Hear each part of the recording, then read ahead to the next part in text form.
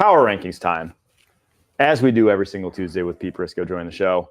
Let's get to the top 10. No change at the top here. Kansas City Chiefs still at the number 1 position. Buffalo Bills coming in at number 2. Minnesota Vikings number 3. Seattle Seahawks at 4. Pittsburgh Steelers at 5. Houston Texans 6. Eagles back up to 7 for beating New Orleans Saints. Green Bay Packers sneaking back into number 8. Tampa Bay Bucks take a tumble to number 9. And the Detroit Lions round out the top 10 at the 10 spot. Bottom 5. Here you go. Go ahead. I know you guys are all wound up today. Bengals in the bottom 5 I know now. you're wound up. I know. At number 28, Carolina Panthers. We said they might have been 32 all season long. Well, that was with Bryce Young. They're 29 Not so now fast, my friend. with Andy Dalton. Las Vegas Raiders at 30. Who's that? The Bengals down there at 28? Jaguars at 31 and the Titans at 32. So let's get to our Goldilocks segment. Who's too high? Who's too low? And who is just right? Kyle, take it off. For me, it's the Chargers being too high here. You know, you got the Chargers too high. All right, they're at 14. I think they should be a little bit lower. Herbert's hurt right now. Herbert's hurt. The offense got stymied by the Steelers. There was negative yardage in the second half for this football team. And yes, you, me, my mom, my cousins, they all love this offensive style from the LA Chargers. No, I don't. Pound them up front. No, I don't. Run the clock out, get out of dodge, play good defense. But you know what? You run into another defense and you find out that the style of the game is going to change. I still have questions about this team, even if Justin Herbert's out there with this group. But now Justin Herbert's out. They're too high for me. They're just too high for me. They're not dangerous without him. They're a one-dimensional team. And when you can allocate all those resources against the run, you're going to have to make them do something else. I'm not sure they can do it. Well, it's not just him. Joe Alt also out now with an MCL sprain that he suffered in the loss. So Herbert, though, the X-rays are negative. Right, he might play. He may play. It could be ligament. He can't do the same things he's doing. X-ray's negative. If you're in pain and the X-ray's negative, I almost think it's worse because then the ligament damage comes into play. You get the high sprain, low sprain, whatever it is, it limits you. If he was healthy, though. If he was healthy, I would say they're not too low. Okay. Or too high. I based it on that he's going to play, and he's not going to be the same because I've played with these things, man, and they don't get any better. They just don't get any better. You're saying shoot them up? They don't get any better. They don't have a good history of shooting guys up with the Chargers organization either. But the old days, Toradol lying around the corner. Toradol was great. I only took it twice in my career, and it was so good that I told myself I wouldn't rely on it. But and I'm sure Herbert's the same way. Herbert's probably not going to be a guy that relies on Toradol. Back in the 90s, you'd see the line around the corner of everybody before and after. All you see is just butt cheeks heading out the locker room. It's just like you go in to get a cup for your dip before the game. Like me, I walk in, I'm like, you guys got any of those Gatorade cups? Yeah, here you go. And I'm like, what's up with the line? What are you going to go butt photo shoot here? I'm just kidding. That's not real, guys. That is real. That is real. You can say it was real. I'm not sure they're too high. I mean, again, like the injuries, with Herbert looked like the way he did. Two best players are dinged up. It's tough. But if he's like anywhere modicum healthy, I don't think that's too. I think that's about where they are. Bosa dinged? My team that's too high. Yeah, Bosa is also dinged. So, yeah, there are a lot of injuries. Let's talk about it. But Pittsburgh has a lot of injuries, though. Pittsburgh Steelers, I believe, are too high. You have it at number 5. And now I get that they're 3-0. And there are 5 3-0 teams right now, and they're one of them. And Justin Fields is fixed. Now you're not going to go on a limb and say that. But here's the thing. Here's who they played.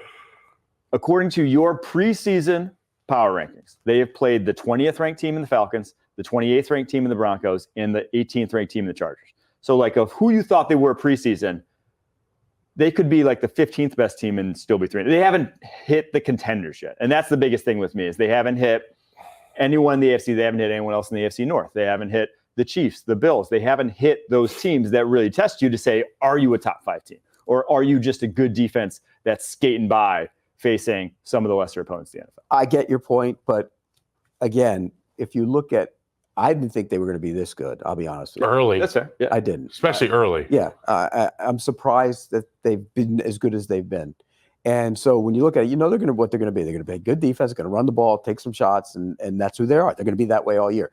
You look at their schedule. You talk about their schedule. They've got Indy. They got a couple coming up. They got Dallas. Now, how good are they? Against the run? Yeah. Right. We don't know how good they are. And then they have somebody else in Las Vegas. In Jets. Jets. That's the one. So we might not know how good they are for what? The Jets game is when? I see one loss there. Yeah. End of October. I see one loss in the month of, so going into are we going to do that all year long with the Steelers? That's why they've earned the right to be there. But I get your point. They haven't. They beat the Falcons on a day when Kirk Cousins was in the pistol and was so uncomfortable, couldn't move. They beat the Broncos on the road when Bo Nix threw an end zone interception, didn't play very well. And then they beat the Chargers when Herbert went out. So I get your point. But we can do that all year with the Steelers. Again, they're one of the 5-3-0 teams. I'm not taking anything away from them. I think they will win the AFC North at this point. But I'm with you. By default, because everyone seems to And one other thing, I needed to get the Steeler fans off my back because I said they'd be the worst team. That's the thing about the Steelers. I can't. That's why I was afraid to even put them in that. Because as soon as you do, I was in Pittsburgh this past weekend. I saw it. Terrible towel. Woo! As soon as you do, that's all you hear about. But I just got to call ball and strikes. They need this 3-0, but it's like right. It's easily the week's 3-0. It's equally impressive to me that this team is 3-0 because we know that with the quarterback situation, it was you and I saying if you got two quarterbacks, you got no quarterbacks. Justin Fields hasn't been the MVP candidate, that some people will make you believe he is, but at the end of the day, he's playing winning football. He is using the middle of the field. They have been able to tap into another part of that brain for Justin Fields. And I give credit to this team because usually they're a group that rallies and finishes really well, the Steelers. They find a way to get above 500 for Mike Tomlin. He has the right messaging. But this team got off the boat onto the beach with the right attitude. They have been kicking ass on defense up front. They've done a great job. And I'm really, I'm not mad about where you have the Steelers. They've earned the right to be in this conversation at the top tier of the NFL right now from performance. But as Mike says, we're going to find out a lot about this team in the coming months. Does Fields need to stay in? Yes. 1,000%. That's done. That's over. The guys love Justin That's Fields over. in that That's building. done. Yeah. All right. Not even a conversation. Who's too low? Too low is the Atlanta Falcons. You got them at number 20. Okay. You got the Atlanta Falcons at number 20. And I know they have injuries too on the offensive line, but it didn't look too terrible when they came out. They were dominant when their guys were in there, though. Luckily for those guys, it's an MCL sprain and a high ankle sprain for O-linemen. O-linemen we treat a little bit differently than skill players because they will be back out there eventually, and they will take the tour at all. You and I both know that. I love the Atlanta Falcons style of play.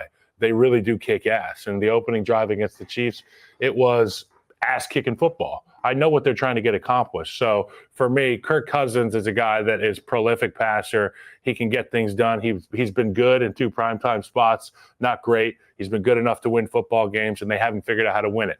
Do I think they're a bottom third NFL team? Absolutely not. 20th in the league, Pete? I'm still not a believer. It's a little bit disrespectful. It's a little bit disrespectful. I love the Falcons. I think they're not a top 5 team. I'm not quite sure they're a top 10 team, but definitely maybe 11. Well, here's the other thing. If Sirianni doesn't make the stupid decision at the end of that game, they're 0-3. Well, these decisions, they're being made every week. So who's to say? And Raheem Morris probably made a questionable decision by not kicking a field goal and maybe coming back and getting another one. Well, there was a pass interference that was missed. Yeah. So we're looking at a potential 1-2, maybe 2-2. It could be 0-3. I like the Falcons. I like what they're doing on offense, and I think they've got enough going on that defense and some guys on the back end who can create extra possessions for them. It's going to be fun to watch them come down the stretch and figure out who they are. I'll say this about the Falcons. At minimum, they've faced 3 of your top 10 teams. Yep. They have been tested by the best in the NFL. So to be in every single game the way they've been, that's at least encouraging. 1-2, though, is still their record. I still probably am putting them 3rd in that division. So are they 20th best team? I'd maybe put them just a touch higher, but it's hard when, like you said, I'd settle for right 15 now. or 14. I'd settle for that. You know what it is? He likes their offensive line. I do. I love their line. It always dude, your identity is who you are at the line of scrimmage. And we talk about some of these great teams, the Buffalo Bills, the Detroit Lions when they're right. And I just got done watching that film, and they were kicking ass on the line of scrimmage. If you win the line of scrimmage, you will win the football game more often than not. I think it's the most important determining factor in the game. I agree. But in week 1, they weren't very good. And their pass and their run and their pass looks the same. Yeah, it's a good mix. It's a good mix. But they play They play the Saints this week, right? Mm-hmm. Isn't that they play them this week? Saints, yeah. Yeah. And so where is it? It's in Atlanta. Okay. Yeah. So we'll know about both those teams. That's going to be a fun one. Yeah. All right, my team is too low.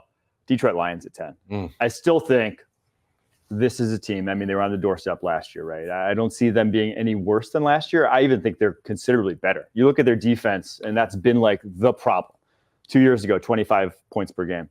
Last year, just over 23 points per game. This year, just over 17 points per game allowed. And they faced the Rams, the Cardinals, the Bucks. They haven't had that layup, easy offense yet to really help out that points per game figure. This is a real deal defense now.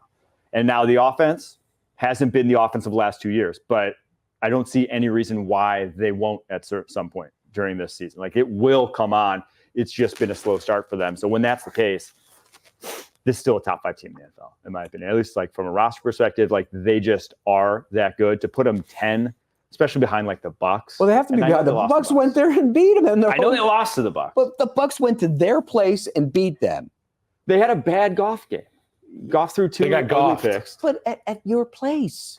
If they had come to Tampa and he had a bad golf game and you beat him, okay. But they went to their place and beat him. They got to be behind the Bucks. Bucks just got shellacked by the Broncos. Yeah, But we don't you know what that is? A We classic don't know who Saturday. anybody is in the National that's also Football true. League. You know what it is? Nobody's any damn good. But Yeah. but Throw the records out the window, by the so way. nobody's any good. But the Bucks were a classic sandwich game this week. They played the Lions on the road. They play the Eagles this week. It's Sandwich classic. game. Yeah. That's I got to write that one down. Hold Yeah. on, I will. Sandwich Yeah, game. sandwich game. So now I'm doing the just right, the Goldilocks pick, right? This is Just my right. the Goldilocks pick.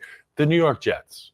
The New York Jets. At number 11. You got them at number 11, just outside the top 10. I think it's a really comfortable place to kind of remain in relative obscurity there for Aaron Rodgers. Yes, a lot of people are watching the Jets and have questions about the defense. Are they going to able to bow up like they have historically? Is Aaron Rodgers going to look like he did last week all year? Yes, they played against the Patriots, and you and I could do pretty well offensively against the Patriots. We should be able to win. But for Aaron Rodgers, he looks the part. Yes. And I think one thing he appreciates is not being in that tier 1 discussion right now. He's kind of floating around. They're figuring out who they are, figuring out how to get better as a football team. And when I look around the Jets in this list, you got the Lions right in front of them.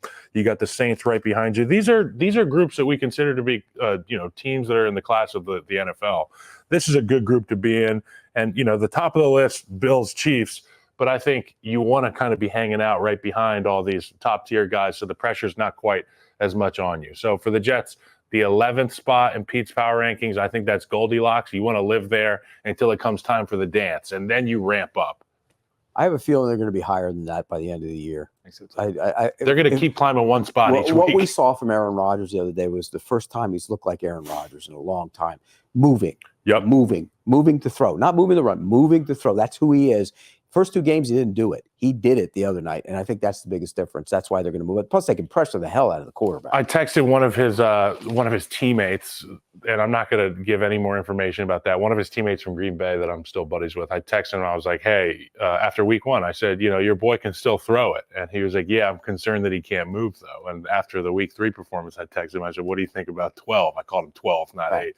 He said he looks like 12 to me. So for Jets fans, relax, you're going to be okay. You got this guy, Aaron Rodgers. Nothing makes him uncomfortable, and everybody raises their level of play. You saw the way they look this past week. So Jets, good spot, number 11. Way to go, Pete. I agree with that. I think even higher by the end of the season. That's just when I'd you say got a quarterback to them. Keep them down. My team that's just right. I went with the Dallas Cowboys. You have them at number 16 in your power rankings. Obviously, much higher expectations than that going into this year. But this defense is not good right now. Just flat out not good. And I don't see it turning around because they don't have the guys in there. Dan Quinn did a lot with that defense, but they flat out just have undersized non-run defenders. They just do. Whether it's even like your best guys, Micah Parsons, not a run defender, not a guy who's just going to hold the point on a wide run or something like that. He's a playmaker against the run, but not a guy that can just operate what Mike Zimmer is wanting to do defensively, which is keep those 2 high safeties and have those guys hold gaps in the box. That ain't working. And now something's going to change. I'm guessing Mike Zimmer's no dummy, but I still just don't think they have the horses. And when that's the case, that's why people harp run defense, because if you can get run on, you'll get run on the entire game, and it'll bring you to your knees as a defense in terms of what you have to do. If you give a mouse a cookie, he's going to want a glass of milk. That's like the run game. If you give them a big chunk in the run game, they're going to keep asking for milk and cookies all day. Baby. It's the most demoralizing thing you can see for a team. Yep. Because you don't get the ball. They're blasting you. You know how when an offensive line is going and blasting, they feel Just good. blasting them. Run, you hear it on the sideline yelling. You boom, look at the sideline, you go, run it again, run it again. and that's what they're doing. And we can go back to last year when Buffalo ran all over them. Remember late in the season, they couldn't stop Buffalo's run, and we're going to fix it this year. Mozzie Smith is going to be there. He's going to gain his weight back, and he's going to be good. And the problem is they can't. You're right. They're tiny. Yeah. They're little. They get pushed around, and so when you get pushed around like that, it demoralizes the whole thing. And then get those big plays off of it in the passing game when you play action. Next thing you know, you look up and you're down, and they start pressing on offense, and that's the problem. And then on the flip side, they don't have the pass pro that they did last year, where it's like, we're behind, drop back, 5 out. They used to be able to do that last year and not worry about Dak getting killed. Now they just can't. They can't run the same stuff. Guyton's been a problem. Guyton's been struggling. Yeah, he's a problem at left tackle right now. Left tackle story of the year. So that's who I think is just right. 16. If I'm picking right now, doubt they make the playoffs. Any other notes from his? Any other notes from his power rankings? Thursday night to the Giants. So what then? Is there Mike? Well, we said we're thinking McCarthy, he gets the year, but Bill Belichick's coach. Yeah, they're not going to fire him midseason, but I definitely think that Jerry Jones, to your point, is going to have to make a splash. Will Jerry hire Bill? If he wants to shut everybody up. Alone. If he wants to shut everybody up. Brand, but what's a better name brand? But Jerry loves being the guy in the football decisions. Can you imagine Bill and Jerry in football decisions? Well, Bill has said he'll give that up, right? That was like his thing. He'll give that up. He said he would give that up, but with Jerry Jones, he's not going to give it up. I'm just saying, Mike, come on. Jerry wants every single First Take episode start with Cowboys, right? And they usually do. If you had Bill Belichick, every single First Take episode, 100%. You're the story. He just hears money being printed. Who else do you hire that? At some point, you get to your point in life and you say, he's an old man. He wants to win. And look, Belichick's a great coach. He wants to win. He wants to win another Super Bowl. Yeah. Well, Belichick wants the all-time wins record. You want a DC or an OC there? Belichick better watch out, because if Andy Reid coaches until he's 70 and he doesn't come back, Andy Reid's going to get the all-time wins record. Yeah, honestly. All right, there's our Goldilocks segment. Honestly, nowadays, maybe you want the DC. I don't know. I think you want the DC. Yeah. Who? Do you want a defensive coordinator or an offensive coordinator hire? In Dallas. In Dallas. You want a defensive mind or an offensive mind? Defensive mind. Yeah.